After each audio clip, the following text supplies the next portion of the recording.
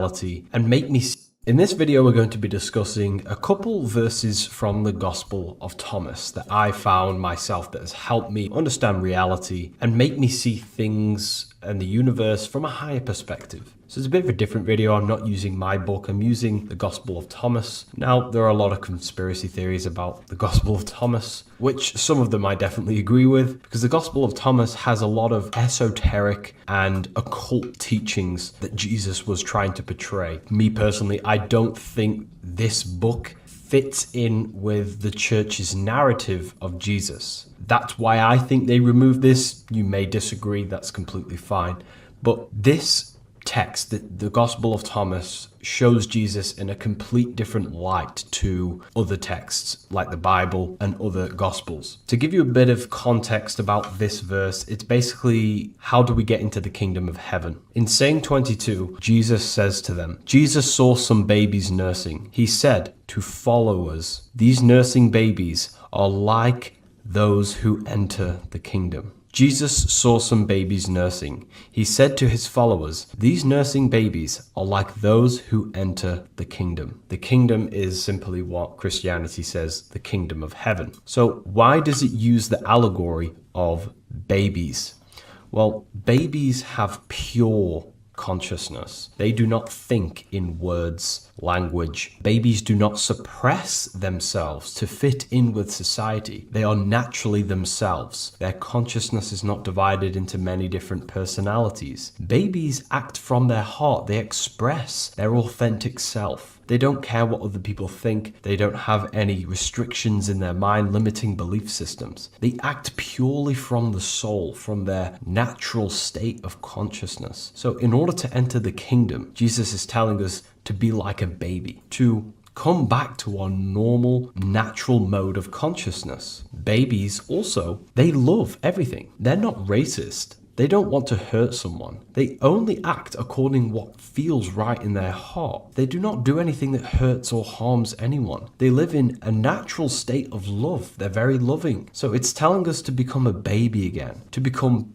innocent, to operate from a place of love inside our own being. So it's about becoming the baby again, becoming the most authentic self, and coming back to that natural mode of consciousness that we were born into as a baby. Jesus says the babies are like those who enter the kingdom. The kingdom is not a far off place, the kingdom of heaven, the kingdom of God. In place of a hand, a foot in a place of a foot, an image in the place of an image. Then you will enter the kingdom. So this is talking about duality, collapsing duality inside your own being. How do you collapse duality inside your own being? So Jesus is pointing us towards a level of understanding that all is one. So like I just mentioned, how we have this observer of the mind, and the observer observes the mind, right? The mind is dualistic because the mind likes to label things, analyze things, label good, bad, harmful, good, healthy, not healthy. The mind sees yourself because it's always trying to understand reality. So the mind sees myself and you and me. The mind sees the squirrel, the tree, the sky, the stars, the plants, everything is separate. That's the duality of the mind that Jesus is trying to point towards. And he's telling us to collapse this, make the inner and the outer, the upper and the lower. These are all dualities. The male into female, the eyes in the place of an eye. So it's about making our perception singular. What is our perception? The observer, how we perceive things. Jesus is trying to tell us to perceive things through the observer of the mind and not be poisoned by the dualism of the mind. Now, what do I mean? For example, let's say we're in a car crash. I'm a Christian and my friend is a Muslim. I believe in Jesus, he believes in Allah. Because we had a car crash and we didn't die, I'm going to say Jesus saved me. And the other person says Allah saved me. Jesus saved me, Allah saved me. The same experience happened, but affected by different beliefs in the mind. If we saw things through the observer, we would see that the mind likes to understand things. It likes to place its story on everything. So beliefs are not inherently true. The truth is the very substance of mind itself, not the belief that the mind attaches it to. So we should see things from the observer, and this is how we enter the kingdom, by seeing things as oneness. Because when you no longer identify with duality, me, you, the dog, the squirrel, you start to observe yourself with this sense of self, or the I amness, the observer, the impersonal aspect of our consciousness. You collapse duality. You realize that all is the same awareness inside the dog, the squirrel, the tree, the plant. Everything is the same awareness, just programmed differently in their mind. So we are not the mind. We are not the personal identity. We are the impersonal identity, the universal essence, instead of mistaking ourselves for the beliefs inside of our mind. And that's how we enter the kingdom, which is a level of understanding that all is actually one. We are the silent witness between thoughts. We are the one who hears the voice in our head. And that's the same for everything. That same I am, the same witness is in the kings, it's in the queens, it's in the homeless man, it's in the squirrel, it's in everything. And when we truly start to see that everything is all one, everything is this I, this observing universal essence of life, we start to act a little bit differently and think a little bit differently from how we used to think. We start to realize that I am you and you are me. We start to treat people better because we're all reflections of each other, learning from each other. What I do to you affects you, and that will also affect me because I am you and you are me. So it's about transcending the duality of the mind so that our observer can actually perceive truth. Because if the mind is filled with false belief systems, the observer can't perceive truth. So it's about this level of understanding that all is one. Then it goes to say, love your brother like your soul. Protect that person like the pupil of your eye. It's the same principle that when you start to understand that all is one, the only force that brings all the one consciousness together is love. Love is the unifying essence of consciousness. It's the unifying force that brings all things together. You love your partner, you come together and work as a team. You love your plant, you come together, you feed the plant, you help it grow. Whatever you love, you help grow and expand. It's a very expansive force that grows things. If you love your job, you love whatever it is you do, you grow that career, that business, or whatever it is. I love helping people understand themselves. I love making people awaken to their power, awaken from their old mind into new states of mind. I love helping people, and that's what's driving my actions, and that's what helps me grow and helps everyone else grow that follows along with the message that I share. So love is the unifying force of consciousness that brings everything together. And if we look at the world today, let's have a look at the world today. There is not much love. And this is why there is so much duality and division inside society, because a lot of people hate each other. We have postcodes, we have football teams, baseball teams. All of this is, I think personally, socially engineered to make us constantly in battles with each other because they need us divided so we don't actually unify as humanity and become sovereign and free. They have to keep us divided because love is the one thing they do not want us to create inside of us, because that's what unifies consciousness. Love is what unifies all of the aspects of yourself into one. Love is also what unifies the external reality to all of humanity coming together. So when you do your shadow work, you have to love these dark aspects of yourself and transmute them, change them. You have to love yourself. Don't hate yourself for having darkness. We have to love it and transform it. Another great passage we have here. If you do not fast from the world, you will not find the kingdom. What is this saying? Fasting is about abstaining from something, staying away from something. And what is fasting from the world? Well, the world is the body, the earth, the physical self. So fasting from the world is symbolic of going within yourself and identifying and observing the thoughts, becoming that observer consciousness. And in the Bible, that is also symbolically spoken about as the upper room or Mount Sinai, this high place in consciousness, mountains. This is why Moses, Jesus, goes on mountains to speak with God. It's symbolic of this high place in consciousness, that observer that I'm talking about, that is fully detached from everything. It's detached from all of your worries, detached from all of your thoughts of materialism, detached from the worries of bills. And when you just go to bed tonight, or whenever whenever you wish. Just simply connect with that observer. Detach from the mind and go to this high place in your consciousness and fast from the world. And that is your home. That's like my home. When I have a long day or I find myself becoming very attached to certain things, I like to just do that meditation of connecting to that observer and fully detaching from everything. And that is like my safe spot. It's my high place, beyond my mind, beyond my thoughts, beyond my worries, beyond my doubts, beyond everything. That's my home. And this is what Jesus is teaching here. The kingdom is that very essence, that observer above our mind that is fully detached from all things. And that is the universal one essence of the universe. It is the same consciousness in all. So I hope this helps. Maybe we can do some more. If you like this style of me decoding passages, send some passages or things that you want me to decode or any text you want me to talk about. And maybe we can do that again in a future video. So let me know in the comments if you have any recommendations, and I'll see you in the next one. Take care.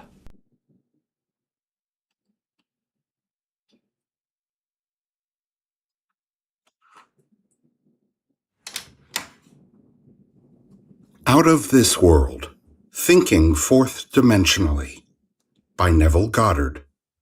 Read by Adam Hannon. Originally published in 1949 by Goddard Publications. As a general disclaimer, the views and opinions expressed in this book belong to the author and may not always reflect those of Master Key Society or its affiliates. This recording is a production of Master Key Society for the purpose of research, study, and discussion. Chapter 1. Out of This World. And now I have told you before it come to pass, that, when it is come to pass, ye might believe. John, chapter 14, verse 29. Many persons, myself included, have observed events before they occurred. That is, before they occurred in this world of 3 dimensions. Since man can observe an event before it occurs in the 3 dimensions of space, life on Earth must proceed according to plan, and this plan must exist elsewhere in another dimension and be slowly moving through our space. If the occurring events were not in this world when they were observed, then, to be perfectly logical, they must have been out of this world. And whatever is there to be seen before it occurs here must be predetermined from the point of view of man awake in a 3-dimensional world. Thus the question arises, are we able to alter our future? My object in writing these pages is to indicate possibilities inherent in man, to show that man can alter his future, but, thus altered, it forms again a deterministic sequence starting from the point of interference. Gaining support for this war. Great to finally meet you. I've been wanting to talk to you for a while. I'm super excited for this interview. No, thanks for inviting me. There's a little bit of an echo. I can hear myself playing back. Right. Yeah, no, I just went on YouTube to, Okay. Well, yeah, I've been watching so many of your lectures. I don't know if you've seen it. I sent you some of the content. I've been taking notes from I have 40 pages of notes. It feels like I'm back in school, and I dropped out of college. So I really appreciate the work you do. First off, I'm not trying to overly glaze, but I really do love your lectures a lot. Well, thanks so much. Yeah. Are you in Beijing right now? No, I'm actually in Hainan, which is like Hawaii here in China. I'm here with my kids, so that's why there's a sea to my back. Okay. How much time do you have today? Because I could take this conversation in many different directions. Yeah, I mean, I have as much time as you need. I'm free all morning. Okay, great. So, obviously, the lectures that I saw, to give you a little bit of context, I think I've sat through at least 10 or 11, and I've seen some of your interviews. I started off with your lecture on Pax Judaica and eschatology, and then the most recent one I saw was about the Islamic Golden Age, which I loved that one.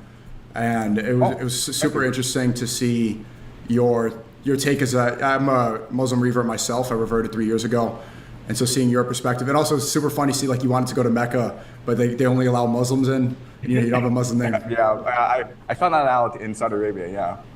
Yeah, so I've been, you know, I'm probably gonna go again. Ramadan's coming up, but Right. also, yeah, I love the lecture you did on the Faith of Evil, Empire of Evil. I think you really detailed Frankism well, because Candace Owens brought up Frankism a couple months ago, and I don't think that she explained it in the way that people wanted her to explain it. So there was a lot of back and forth about her, you know, her interpretation. Not to yap forever. I'm just trying to give you a little bit of context about what I know. Right. But well, I just want to start off with your life. So what? Also, how do I pronounce your name? I've been calling you Professor Jiang on YouTube. I don't know how you prefer to go by. Yeah, that's perfect. That's fine. Yeah. Okay. So Jiang is my last name and Xueqian is my first name. But here in China, people just refer to each other by their last name. So if you just call me Professor Jiang, that's fine. Okay, but we looked up the Google Translate. Your first name is Xueqian. Xueqian. Xueqian. Xueqian Yes, Jiang. yeah. Okay, Xueqian Jiang. Yeah. Perfect. So yeah, very nice to meet you. My name's Sneeko. Do you know anything about my content at all, or you don't really know much? Yeah, you're an anti-Semitic, right? I don't know. No. I'm not a. Well, first we can even go into that. What you detailed well is how the real Semitic people, they actually go back to the Palestinians. You know, most of the Semitic people are Khazarian. You know, people like Netanyahu and these people, they actually don't have. That's right. You know, traces to being Semitic at all. And that's probably why that word is being used so much, is to make people think that they deserve that homeland. That's right. That's exactly right. So yeah, I didn't know about the Khazarian people, and I'm 12% Ashkenazi, so I have that. So Ashkenazi is Khazarian, correct? Yeah, basically, yes. Okay, and yeah, I guess I do get called that. You probably get called anti-Septic too. No, I actually get called a Mossad agent a lot. I saw that. It's really weird. I've been called a CCP agent. I've been called a CIA agent. I've been called Mossad agent. Yeah, so I'm agent for everyone. Yeah, I've heard every single one, but I don't know why that allegation has any sort of basis, because based off of your lectures, you don't have any sort of bias besides your own interpretation of the world, right? You said things, you've been very critical of communism and how the isms, I love that lecture, about how all the isms are control mechanisms, right? Communism was subverted by Trotsky and by Karl Marx, and Karl Marx was actually backed by transnational capitalists. So it's like, why would capitalists associate with the communists? Because, okay, well, they both serve the transnational banks. So yeah, so I don't think, I don't understand why. Well, you know, you probably get these allegations because you detail things in a way that's convincing a lot of people. You've had a very big rise as of late. Yeah. So I think there are certain factors at play. I mean, the first big factor is I came out of nowhere, right? So I sort of blew up last June when Trump launched Midnight Hammer and